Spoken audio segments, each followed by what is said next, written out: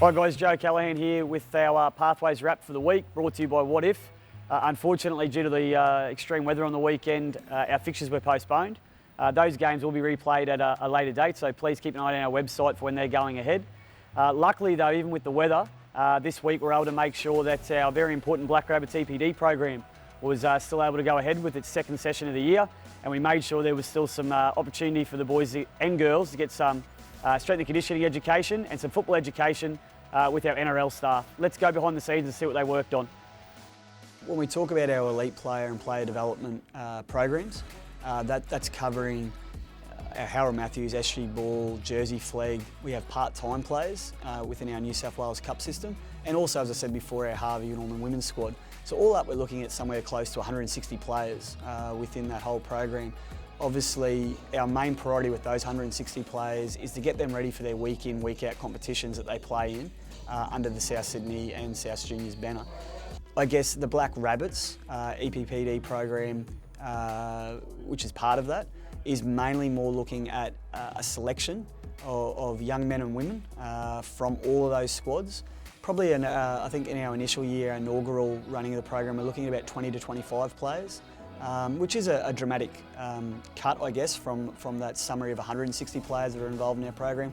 But making sure that those 20 to 25 are getting what we believe is specific one-on-one attention that's required to develop to that elite level over the next few years. So just some key things that I guess players that have the privilege of being involved in that program include is some more individualised programming around their strength and conditioning, their nutrition, obviously if they have any injuries, their rehab plans and the way we go about that.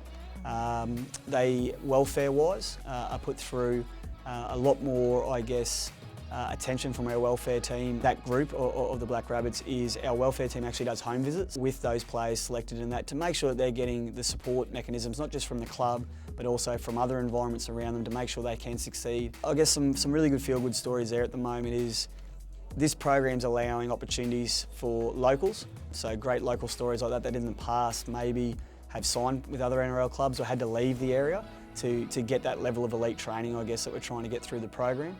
The other great advantage that those players involved in that will get in 2021 is that once a month they actually train over at the Redfern facility and they get exposed to NRL staff. We believe that's only going to help speed up the process and make sure they're getting the development that they require to make sure that when they do make that jump, if they're lucky enough, into our senior program, that it's not such a bridge too far to jump. So it was great to get a look behind the scenes of what those guys have been up to. It's only early stages, and I can't wait to see what the rest of the year in that program looks like. Just looking ahead to our Pathways games for this week.